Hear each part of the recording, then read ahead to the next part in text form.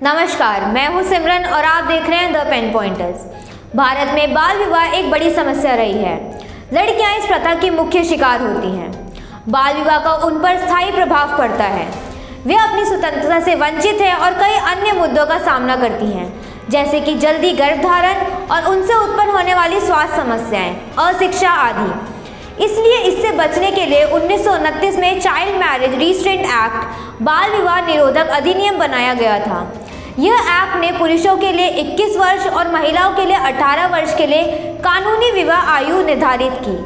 यह लेख भारत में बाल विवाह से संबंधित कानूनी प्रावधानों के बारे में बात करता है और महिलाओं के लिए शादी की उम्र बढ़ाने के लिए भारत सरकार द्वारा पेश किए गए हालिया संशोधन विधेयक को भी छूता है। बाल विवाह वह प्रथा है जहां कम उम्र के बच्चे यानी 18 साल से कम उम्र की लड़कियां और 21 साल से कम उम्र के लड़कों की शादी उनकी सहमति से या बिना कर दी जाती है। यह आमतौर पर एक जबरदस्ती का मामला है जहाँ माता पिता किसी कठिनाई के कारण अपने बच्चों की शादी करवा देते हैं। यह प्रथा भारत में प्री कॉलोनियल पीरियड से चलती आ रही है, जब युवतियों की स्थिति पुरुषों के समान नहीं थी और उन्हें अक्सर परिवारों के लिए एक बोझ माना जाता था, जिसके परिणाम स्वरूप उन्हें शादी करने के लिए मजबूर किया जाता था। निम्न जाति के परिवार अपने स्वयं के वित्तीय और व्यक्तिगत लाभ के बदले अपनी बेटियों की शादी उच्च जाति के लड़के से करने का लालच देते थे। 8 या 9 साल की उम्र में लड़कियों की शादी आम बात थी। विवाह का एक अन्य रूप जो इन दिनों प्रचलित था वह था माता पिता अपने बच्चों की शादी भविष्य की तारीख पर तय करना। यूरोपीय लोगों के आगमन के साथ पश्चिमी मानसिकता तस्वीर में आ गई। हालांकि यूरोपीय लोगों ने इसे अपने ताकत को बढ़ाने के लिए एक एजेंडा के रूप में इस्तेमाल किया। राजा राम मोहन रॉय जैसे भारतीय समाज सुधारकों ने आगे बढ़कर भारतीय संस्कृति की रक्षा की।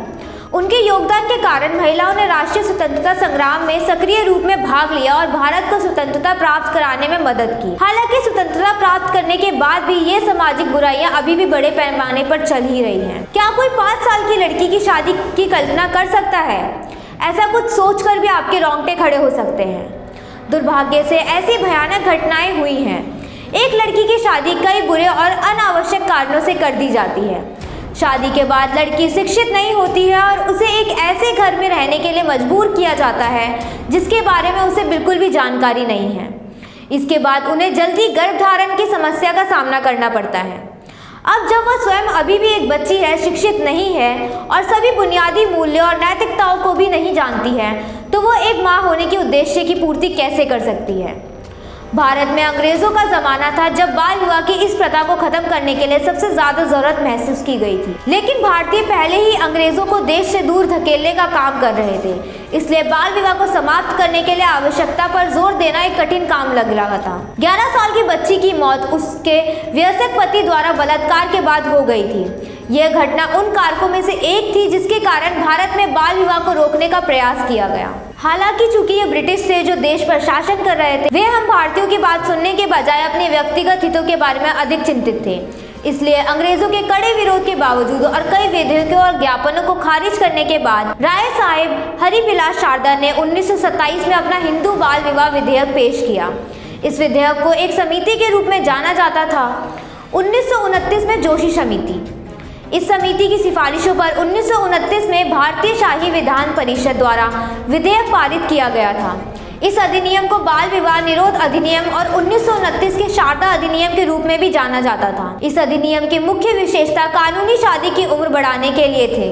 लड़कों के लिए यह 18 साल और लड़कियों के लिए 14 साल थी। इसके अलावा 21 वर्ष से अधिक उम्र के पुरुष वयस्क के लिए नाबालिग बच्चे से शादी करने पर 3 महीने की कैद और जुर्माना था, जबकि 21 साल से कम उम्र के पुरुष वयस्क के लिए सजा 15 दिन और रुपए का जुर्माना था। भारत में 1978 में इस अधिनियम में एक संशोधन पेश किया गया। संशोधन लड़कों की शादी की उम्र 21 साल और लड़कियों की शादी की उम्र 18 साल करने के लिए पारित किया गया था। यह अधिनियम बाल विवाह के मुद्दे से निपटने वाला भारत का पहला सामाजिक सुधार था, इसलिए यह अधिनियम आशाजनक लग रहा था। यह एक्ट जितना असरदार नजर आया उतना ही फेल भी साबित हुआ। सजा के प्रावधानों को केवल कुछ महीने तक बढ़ाया गया और जुर्माना भी न्यूनतम था। इस अधिनियम के तहत दंडित होने के लिए उत्तरदायी होने के लिए अपराधियों के खिलाफ शिकायत दर्ज की जानी थी। इसके अलावा यह अधिनियम बाल विवाह की प्रथा को पूरी तरह समाप्त नहीं करता था। अधिनियम में कहीं भी बाल विवाह को शून्य नहीं कहा गया। ऐसा घोषित होने के बाद ही यह बाल विवाह को अमान्य बनाता है, तब तक अभ्यास मान्य है।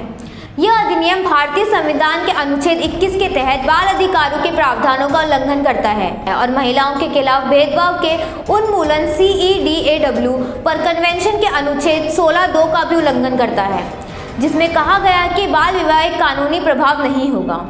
बाल विवाह निरोध अधिनियम 1929 कई सुधारों में से पहला था। हालांकि यह अधिनियम वास्तव में कभी भी उतना फला फूला नहीं था जितना कि ब्रिटिश राज के दौरान था, इसलिए किसी ने भी इसके बारे में जागरूकता पैदा करने की जहमत नहीं उठाई, इसलिए यह अधिनियम को निरस्त कर दिया गया। 2006 में सर्वोच्च न्यायालय ने विधि आयोग से भारत में बाल विवाह से संबंधित कुछ मामलों में मदद करने के लिए कहा। विधि आयोग ने समक्ष मुख्य कार्य एक बच्चे की समान परिभाषा की सिफारिश करना था ताकि कानूनी उम्र तय की जा सके। 2008 में विधि आयोग ने अपनी 2005वीं रिपोर्ट में कुछ सिफारिशें की। 18 वर्ष से कम आयु के बाल विवाह अमान्य होंगे, 16 वर्ष से कम आयु के विवाह अमान्य होंगे और विवाह को पंजीकृत करना अनिवार्य होगा। अभी के लिए बस इतना ही, बाकी बने रहिए हमारे यानी द पेन पॉइंटर्स के साथ। धन्यवाद।